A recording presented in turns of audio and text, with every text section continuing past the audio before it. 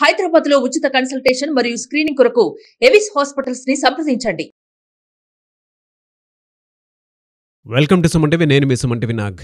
కోల్కతా ఇన్సిడెంట్కి సంబంధించి రోజుకు అప్డేట్ మనం మాట్లాడుకుంటూ ఉన్నాము. కానీ అక్కడ దేశం మొత్తం చర్చించుకునేలా జరుగుతున్నటువంటి కొన్ని విషయాలు చూస్తే మనకు డెఫినెట్గా అక్కడ ఏదో జరుగుతోంది, అందుకే ఎంతసేపు దీనికి సంబంధించినటువంటి వాటిలో త్వరితగతిన జస్టిస్ జరగడానికి కూడా అంటే ఒక మంచికి టైం పట్టేలా ఉంది అనుకునేటువంటి ఆలోచన అయితే డెఫినెట్గా వస్తుంది. అంటే ఇవాళకి కనుక మనం చూసుకుంటే 1 month దాటేసింది.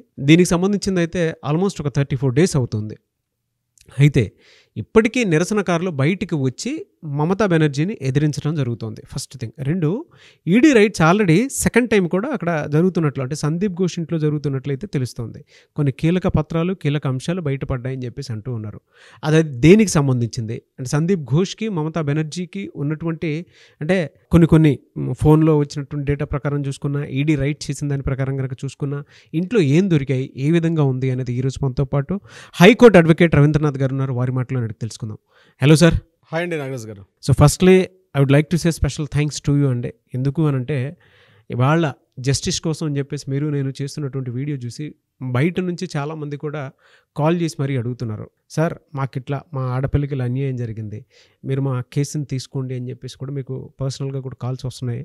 I'm very happy for you. And చాలామంది టీచర్స్, చాలామంది కార్పొరేట్లో ఉన్నటువంటి వాళ్ళు కూడా మీకు కాల్ చేస్తూ ఉన్నారు, చాలా మంచి అప్డేట్స్ ఇస్తూ ఉన్నారు. అట్ ద సేమ్ టైం మాకు కూడా కొన్ని ఉన్నాయి, క్లియర్ చేయండి అని చెప్పేసి అడగడం జరిగింది. కింద కామెంట్ బాక్స్లో కూడా కొంతమంది పోస్ట్ చేస్తున్నారు. వెరీ హ్యాపీ ఫర్ యూ అండి. అయితే కమింగ్ టు సబ్జెక్ట్ సార్, దీనికి సంబంధించింది అంటే కోల్కతా ఇన్సిడెంట్కి సంబంధించి మళ్ళీ ఈడీ రైట్స్ సందీప్ ఘోష్ మీద జరిగాయని చెప్పేసి తెలుస్తోంది. అండ్ మమతా బెనర్జీ ఎక్కడో చాలా నెగ్లిజెన్సీ తోటి ముందుకు వెళ్ళిపోతున్నారు, దీనికి భారీ మూల్యం చెల్లిస్తారు అనేటువంటి ఆలోచన కూడా మనకి తెలుస్తూ ఉంది. సో దీనికి సంబంధించినటువంటి అప్డేట్స్ ఏంటి? సందీప్ ఘోష్ ఎవరైతే ఇక్కడ RG Kar medical college X principal అయినటువంటి మన సందీప్ ఘోష్ గారిని రోజుకి ఆయన మీద జరుగుతున్నటువంటి ఏవైతే ఎంక్వైరీస్, ఇన్వెస్టిగేషన్ జరుగుతున్నాయో ప్రతిరోజు ఒక కొత్త విషయం వెలుగులోకి వస్తుంది. సో ఇట్లాంటి ఒక చీడపురుగు కూడా ఉంటాడా అనిపిస్తుంది వ్యవస్థల్లో. ప్రభుత్వ వ్యవస్థల్లో ఎంత నిర్లిప్తత ఉన్నది అన్నది తెలుసుకోవాలంటే సందీప్ ఘోష్ గారి యొక్క జరుగుతున్న దాడులు, సందీప్ ఘోష్ గారు రోజుకి వెలుగులోకి వస్తున్న కొత్త విషయాలే ఒక ఉదాహరణగా చెప్పుకోవచ్చు. అంటే ప్రభుత్వ వ్యవస్థల్లో ఇంత నిర్లిప్తత, అంటే ఇంత చూసి చూడని ధోరణి. ఇప్పుడు అఖ్తర్ అలీ రాసి పెట్టారు. 2 years బ్యాక్ అఖ్తర్ అలీ గారు ఒక లెటర్ రాసి విజిలెన్స్ వాళ్ళకి ఇన్ఫర్మేషన్ ఇచ్చినప్పుడు కూడా విజిలెన్స్ వాళ్ళు దాన్ని జస్ట్ బుట్టదాఖలు చేసి ఎటువంటి ఎంక్వైరీస్ చేయకుండా ఇంకా కొనసాగించడం. అంటే ఈరోజు కలకట్టాలో ఆ దుర్ఘటన జరిగింది కాబట్టి ఈరోజు సందీప్ ఘోష్ అనే వ్యక్తి వెలుగులోకి వచ్చాడు. లేకపోతే ఇట్లాంటి చీడపురుగులు మన వ్యవస్థలో ఎంతమంది అక్కడ పాతుకుపోయినారని కూడా అర్థం చేసుకోవచ్చు నాగరాజ్ గారు. అయితే ఇక సందీప్ ఘోష్ గారి విషయానికి వచ్చినట్లయితే ముఖ్యంగా నిన్న ఆయన మీద దాడులు జరిగాయి. అంటే ఈడీ దాడులు చేశారు, ఎన్ఫోర్స్మెంట్ డైరెక్టరేట్ వాళ్ళు దాడులు జరిగాయి. అందులో ఆయన ఇంటిని స్వాధీనం చేసుకున్నారు.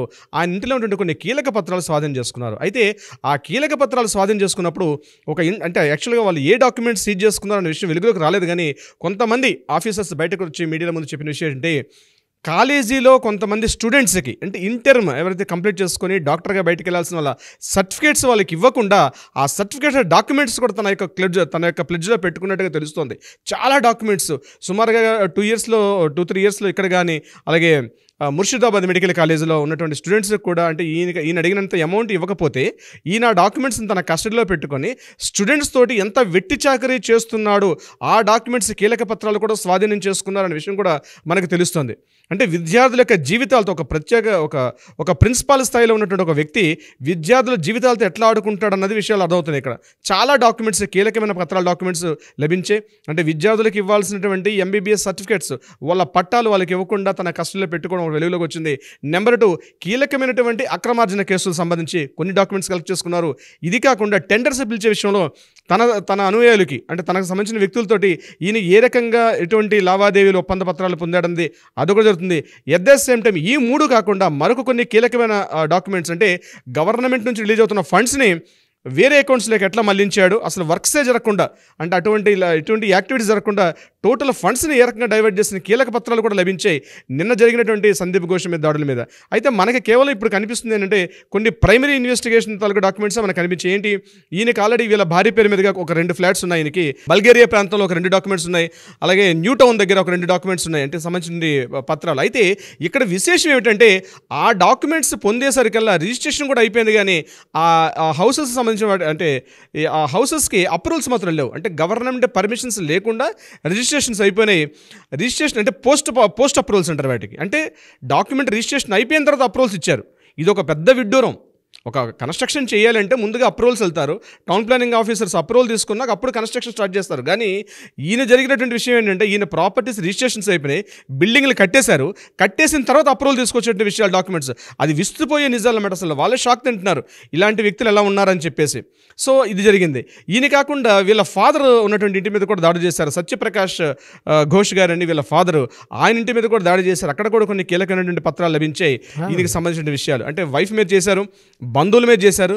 అదేవిధంగా ఈయన ఎవరెవరైతే అయితే లాలుచి పడ్డారో ఎటువంటి మెయిన్ కీలకమైన వ్యక్తులు మనం చెప్పుకున్నాం ఇంతకుముందు గడిచిన వీడియోలో కూడా, మరోసారి చెప్పే ప్రయత్నం చేస్తాను. ఒకటేంటంటే మన అఫ్సర్ అలీ ఖాన్ ఒక డాక్యుమెంట్ ఒక సంబంధించిన వ్యక్తి, అలాగే అవిక్ డే ఒక డాక్టరు, చాలామంది ఈయనకి రిలేటెడ్గా ఇప్పటిదాకా మనకు అందిన ఇన్ఫర్మేషన్ ప్రకారం ఒక 16 మందిని పైన అరెస్ట్ చేశారు. వాళ్ళని కూడా కస్టడీలో తీసుకున్నారు. వాళ్ళ దగ్గర నుంచి కూడా ఇంటరాగేషన్ జరుగుతున్నాయి. అయితే సుప్రీంకోర్టు గైడ్లైన్స్ ప్రకారం ప్రతిదీ రివీల్ చేయకండి బయట అని చెప్పడంతో సిబిఐ ఆఫీసర్లు కూడా చాలా గుప్తంగా చేస్తున్నారు ఈ యొక్క ఎంక్వైరీస్. బట్ ఏదైనప్పటికీ కూడా ఇది టోటల్గా డీటెయిల్స్ బయటకు వస్తే మాత్రం ఒక అద్భుతంగా అంటే సంచలన రాజకీయ ప్రకంపనలకు నాందివచకం అయ్యే అవకాశం ఉంది. రాజకీయ ప్రకంపనలు కూడా వచ్చే అవకాశం ఉంది. ఎందుకంటే మమతా బెనర్జీ గారు స్వయాన్ని ఈయనకి బర్త్డే జరిగినప్పుడు ఆయనకి విషెస్ చెప్తూ ఒక లెటర్ రాయడం, అంటే ఒక ముఖ్యమంత్రి స్థాయిలో ఒక వ్యక్తి ఒక ప్రిన్సిపాల్ గారికి ఒక లెటర్ రాయడం అంటే ఎటువంటి సత్సంబంధాలు ఉన్నాయి వాళ్ళిద్దరి మధ్య అనేది కూడా మనకి వెలుగులోకి వచ్చే విషయం. ఈ రకంగా సందీప్ ఘోష్ని పూర్తిగా చాలాసార్లు వాడే పదాన్ని అష్టదిగ్బంధనం చేసినట్టుగా సందీప్ ఘోష్ అన్ని రకాలుగా ఇరుక్కుపోయి ఉన్నాడు. అయితే ఇన్ని విషయాలు అవుతున్నాయి కానీ ఈ కేసుకు సంబంధించి ఏదైతే అభయ కేసుకు సంబంధించినటువంటి ఒక్క విషయం కూడా బయటకు వెలుగులో రాకుండా అటు సిబిఐ వారు కానీ లేకపోతే మన ఈడీ డిపార్ట్మెంట్స్ కానీ చాలా చాలా కాంప్లికేట్గా ఉంచారు. బహుశా జడ్జిమెంట్కి ముందు ఇటువంటి అవసరం, ఎందుకంటే అది కూడా it's a part of enquiry అనమాట. ఎందుకంటే కీలకమైనటువంటి సాక్ష్యాలు బయటకు వెళ్తే రావాల్సిన వ్యక్తులు బయట రాకుండా ఈ కేసు తప్పుదోవ పెట్టే అవకాశం ఉంటుంది. కాబట్టి దాన్ని వాళ్ళు కొంత కంట్రోల్లో పెడతారు దీనికి సంబంధించిన ఇన్ఫర్మేషన్. ఇది సందీప్ ఘోష్ విషయానికి వెళ్తే సంజయ్ రాయ్, నిన్న సంజయ్ రాయ్ మీద కూడా మళ్ళీ నిన్న ఎంక్వైరీ జరిగాయి. నిన్న కూడా ఆయనకి ఇంటరాగేషన్ జరిగింది మన సంజయ్ రాయ్ మీద. ఆయన కూడా నిన్న కోర్టుకు తీసుకొచ్చారు. మళ్ళీ బెయిల్ చాలా కవితా సర్కార్ గారు చాలా తీవ్రంగా ప్రయత్నం చేస్తున్నారు బెయిల్ ఇవ్వడం కోసం చెప్పి. కానీ అక్కడ ఆయనకి అంటే ఈ కేసులో బెయిల్ ఇవ్వడం చాలా కష్టం. మినిమం అయితే ఇప్పటిలో ఆయనకి బెయిల్ వచ్చే అవకాశం లేదు. కానీ బెయిల్ కోసం చాలా తీవ్ర ప్రయత్నాలు చేస్తున్నారు కవితా సర్కార్ గారు.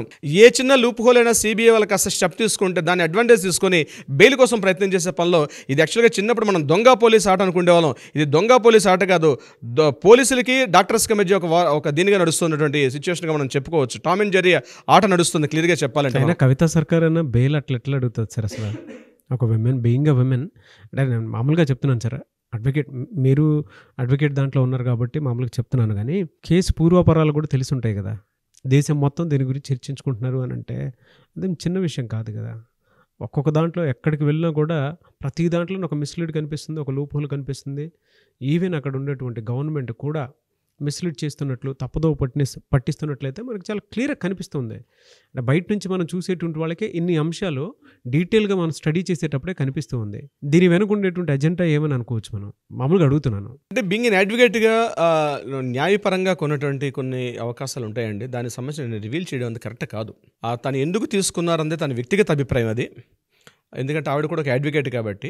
బట్ సామాన్య వ్యక్తిగా కోణంలో ఆలోచిస్తే మాత్రం ఆవిడ చేసింది తప్పు అని చాలామంది చెప్తారు. బట్ ఆవిడకు ఉన్నటువంటి పారామీటర్స్ ఆవిడకు ఉంటాయి, మనం క్లియర్గా చెప్పలేము దానికి సంబంధించి. ఇక ఎవిడెన్సెస్ గ్యాదరించడం, ఇన్వెస్టిగేషన్స్, ఇంటరాగేషన్స్ వీటికి సంబంధించినటువంటి ఇది. అందుకే ఇందాక మీకు మాట అన్నాను టామ్ అండ్ జెర్రీ నడుస్తుందని చెప్పడానికి కారణం అదే. ఈ టామ్ అండ్ జెర్రీ మధ్య ఒక దాన్ని ఏమంటారంటే ఈ రింగ్ మాస్టర్గా ఇక్కడ న్యాయవాదులు పనిచేస్తున్నారు. అవును, ఒక రింగ్ మాస్టర్గా ఇక్కడ ఉన్నారు. టామ్ అండ్ జెర్రీ గారు సర్కస్లో ఆటలు నడుస్తుంది ఇక్కడ. బట్ ఏం జరుగుతుంది, ఎట్లా వెళ్తుంది, ఇది ఎటు నుంచి దారి తీస్తుంది అనే విషయం అన్నది మనకి తొందరలోనే జడ్జిమెంట్ వస్తే మాత్రం అందరం కూడా ఊపిరి పీల్చుకుంటాం, సత్వర న్యాయం జరగాలని కోరుకుంటాం. ఎస్. ఇకపోతే నిరసనకారుల విషయానికి వచ్చినట్లయితే నిజంగా భారతదేశంలో స్వాతంత్రోద్యమం టైంలో ముఖ్యంగా బెంగాలీస్ చేసినటువంటి స్వాతంత్ర పోరాటం ఎవరు కూడా మర్చిపోలేం చరిత్రలో. మరలా అటువంటి పోరాటం ఒక అత్యాచార బాధితురాల మీద, ముఖ్యంగా మహిళల యొక్క హక్కులకు సంబంధించి ఆ రాష్ట్రంలో జరుగుతున్నటువంటి బ్యూరోక్రాట్స్ ఎట్లా పాతుకుపోయి ఎంత అనైతికంగా పనిచేస్తున్నారు అనే విషయం మీద ఈరోజు అక్కడ డాక్టర్లు చేస్తున్న నిరసనకారులు ఏదైతే నిరసన తెలుపుతున్నారో 34 రోజులుగా వాళ్ళు చేస్తున్న నిరసనలు ప్రభుత్వానికి ఒక 3 రోజుల నుంచి పట్టినట్టుంది. మమతా బెనర్జీ గారు ఇన్వైట్ చేశారు వాళ్ళకి, రండి చర్చలు చేసుకుందామని చెప్పారు. ఆ చర్చల్లో కూడా కొన్ని కండిషన్స్ పెట్టారు. కేవలం 10 మంది మాత్రమే రావాలి, అంతకుమించి ఎక్కువ వస్తే మేము చర్చలు చేయమని చెప్పడం జరిగింది. దీని మీద నిరసనకారులు ఏమన్నారంటే, మేము సుమారుగా 25 నుంచి 30 మంది మేము వస్తాం, ఎందుకంటే మా ఒక్క డిపార్ట్మెంట్ కాదు, చాలామంది సెగ్మెంట్స్ ఉన్నాయి ఇక్కడ, హెల్త్ వర్కర్స్తో పాటు ఫార్మసిస్టులు చాలామంది ఉన్నారు ఇందులో. సో అందరికీ రిప్రజెంటేషన్ కావాలి కాబట్టి వీరందరినీ కూడా మేము మమ్మల్ని ఇన్వైట్ చేయండి అని చెప్పి ఒక ఈమెయిల్ తోటి ఒక వారం నడిచింది ఇద్దరి మధ్య, ప్రభుత్వానికి ఈ నిరసనకారులకి మధ్య.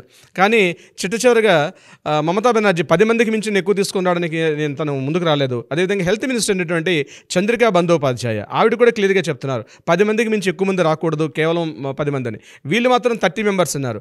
ఇదిలా జరుగుతుండగా మరొక ఇంట్రెస్టింగ్ కీ పాయింట్ ఏం జరిగిందంటే, వీళ్ళేమన్నారు నిరసనకారులు, మీకు మాకు అంటే ప్రభుత్వానికి అంటే నిరసనకారుల యొక్క నాయకులకి మధ్య జరిగినటువంటి ఏదైతే డిస్కషన్ ఉంటుందో అది బిగ్ స్క్రీన్ పెట్టి పబ్లిక్లో చూపించండి, లైవ్ టెలికాస్ట్ చూపించండి, మీడియాని ఇన్వైట్ చేయండి, మీడియా ముందు మాట్లాడదాం. మాకంటూ ప్రత్యేకంగా ఇండివిజువల్ ఇక్కడ కోరికలు ఏమీ లేవు, మేము సొసైటీ కోసం మాట్లాడుతున్నాం కాబట్టి, సొసైటీ పరంగా మా యొక్క డిమాండ్స్ ఉన్నాయి కాబట్టి మీరు మీడియా ముందుకు రండి. అంటే మనం ఎక్కడైతే మీ ఆఫీసులోనే కావచ్చు, ముఖ్యమంత్రి ఆఫీసులో అయినప్పుడు కూడా మీడియాని ఇన్వాల్వ్ చేయండి, లేకపోతే అదర్వైజ్ అట్లీస్ట్ ఒక లైవ్ టెలికాస్ట్ మీకు మాకు జరుగుతున్నటువంటి దీన్ని ఒక లైవ్ టెలికాస్ట్ చేయండి అని చెప్పి నిరసనకారులు కోరితే దాన్ని నిర్ద్వందంగా తిరస్కరించారు మమతా బెనర్జీ గారు. ఈ విషయం మనం ఫస్ట్ అడిగామండి, మనం ఫస్ట్ సెకండ్ ఎపిసోడ్లో ఈ డిస్కషన్ జరిగింది మన మధ్య. ఎందుకంటే ఒక నిరసనకారులు ఇంత నిరసన తెలుపుతునేటప్పుడు వాళ్ళకి మమతా బెనర్జీకి మధ్య, అంటే గవర్నమెంట్కి మధ్య చర్చల్ని ఎందుకు, ప్రజాస్వామ్య ప్రభుత్వం కదా, ట్రాన్స్పరెంట్ ఉండాలి కదా, సో డెఫినెట్గా లైవ్ టెలికాస్ట్ చేయడం తప్పేంటి అని మనం ఒకసారి ఒక 2-3 వీడియోలో మాట్లాడడం జరిగింది. ఈరోజు అదే జరుగుతుంది. ఈరోజు అంటే మనం ముందే ప్రిడిక్ట్ చేయగలిగాం, మనం ముందే ప్రిడిక్ట్ చేయగలం ఈ విషయం. ప్రీవియస్ వీడియోస్ చూస్తే కనిపిస్తుంది ఈ విషయం. డెఫినెట్గా మనం ఆ రోజు మాట్లాడాం. లైవ్ టెలికాస్ట్ చేయడం వల్ల లేకపోతే ఏమైందంటే, మమతా బెనర్జీ అనేటువంటి ఒక వ్యవస్థని నడిపిస్తున్నటువంటి ఒక నిరంకుశరాలు ఈ నిరసనకారులు ఏ రకంగా భయపెట్టే అవకాశం కూడా ఉంటుంది. వాళ్ళు భయపడుతున్నారు. దీనిని అట్లీస్ట్ ఈ సంఘటన ఏదో జరిగిందో ఇప్పటికైనా న్యాయ వ్యవస్థలు హైకోర్టులో ఒక సుమేటుగా తీసుకోమని నేను కోరుకుంటున్నా న్యాయ వ్యవస్థకు. ఎందుకంటే అట్లీస్ట్ అవును జరగాలి, ఇది ట్రాన్స్పరెంట్గా ప్రజాసంబద్ధంగా జరగాలంటే వాళ్ళ ఇద్దరి మధ్యన చర్చలు ట్రాన్స్పరెంట్గా మీడియాకి ప్రజలందరూ చూస్తారు. ఈవెన్ సుప్రీంకోర్టు డిస్కషన్స్ లైవ్లో ఉండేటప్పుడు మమతా బెనర్జీకి నిరసనకారులకి మధ్య జరుగుతున్న సంఘటనలో లైవ్ టెలికాస్ట్ ఉండడం తప్పే ఉంది.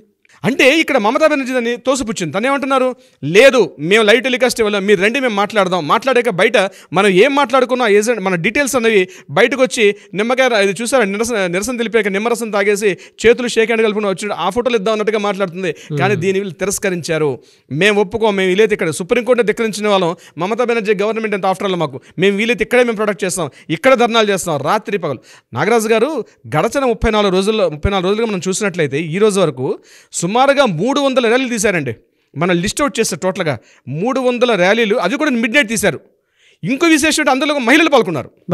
ఈ నిరసనకారుల్లో కూడా అత్యధిక సంఖ్యలో ఎవరున్నారంటే, మెజారిటీ పీపుల్ ఎవరంటే లేడీసే. మహిళలు తమ హక్కుల కోసం ముఖ్యంగా వాళ్ళు 5 డిమాండ్స్ పెట్టారు. ఒకటి సిపి రాజీనామా చేయాలి, హెల్త్ వర్కర్ సంబంధించిన మేమైతే ఎక్కడైతే జాబ్ చేస్తున్నామో మాకు ఒక సేఫ్టీ ప్లేసెస్ కావాలి, ఇమీడియట్గా ఎవరైతే ఎక్యూజ్డ్ ఉన్నారో ఆ ఎక్యూజ్డ్కి మీద ఉరిశిక్ష పడాలి, నిందితురాలకు ఎవరైతే విక్టిమ్ ఉన్నారో ఆ విక్టిమ్కి బాధితురాలకి న్యాయం చేయాలి. ఇట్లా ఒక 5 డిమాండ్స్ వాళ్ళు పెట్టుకుని ముందు దిగారు. ఇవేవి కూడా వాళ్ళ సొంతాన్ని చేయలేదుగా, వాళ్ళ స్వలాభాన్ని చేయట్లేదుగా. అయినప్పుడు కూడా మమతా బెనర్జీ ఈ రోజు కూడా మెట్టు దిగట్లా. చూద్దాం ఎంతకాలం ఎలా ఉంటారో, ఆవిడ దిగకుండా ఎన్ని రోజులు ఉంటారో, will wait and see. But ఏదేమైనా we want justice, we demand justice అండి, there is no doubt about in that. ఇందులో మమతా బెనర్జీ చేసేటువంటి పని ఏదైనా ఉంది అని అంటే మామూలుగా నాకు అనిపించింది ఓవరాల్గా ఆవిడ మీద ఆవిడే నిప్పు రాజేసుకుంటున్నారు అన్న విధంగా అయితే మనకు తెలుస్తుంది. ఎంటైర్ స్టేట్ గమనిస్తుంది, దాంతోపాటు ఎంటైర్ మన నేషన్ గమనిస్తూ ఉంది. పొలిటీషియన్స్, స్టూడెంట్స్, ప్రొటెస్ట్లు, అండ్ దాంతోపాటు సోషల్ మీడియా, అండ్ దాంతోపాటు మీడియా, దాంతోపాటు అంటే ఒక ఆడపిల్లకి న్యాయం జరగడం కోసం, అది కూడా మన ఇంట్లో మనుషులకి ఏ విధంగా అయితే అన్యాయం జరుగుతుందో దాని న్యాయం కోసం ఏ విధంగా అయితే ఫైట్ చేస్తామో అలానే వెళ్తున్నటువంటి ఈ ప్రాసెస్లో ఒక్కొక్క బీయింగ్ అ విమెన్, తను విమెన్గా ఉండి కూడా ఇప్పటికీ కూడా తను ప్రవర్తించేటువంటి తీరు కానీ, ఎందుకంటే నాకే అన్యాయం జరిగింది అని ఫీల్ అయ్యి ముందుకు వచ్చి తను చేయాల్సినటువంటి న్యాయం అది చేయాల్సినటువంటి, being a home minister, being a health minister, being a CM, అన్ని రకాలుగా కూడా చూసుకున్నా కూడా అంటే ప్రజలు గమనిస్తూ ఉన్నారండి. దీనికి సంబంధించింది అయితే చూడండి అక్కడ ఎంత దౌర్జన్యమైనటువంటి పరిపాలన జరుగుతుందని చెప్పడానికి ఇంతకంటే నిదర్శనం ఇంకొకటి ఉండకపోవచ్చేమో. అవునండి, ఎస్. చూద్దాం దీనికి సంబంధించి ఏ విధంగా అప్డేట్స్ మరి కొద్దిసేపట్లో వస్తాయి కదా, అది కూడా ఒకసారి డిస్కస్ చేద్దాం. Thank you so much Ravindranath garu. Thank you so much Nagaraj గారు.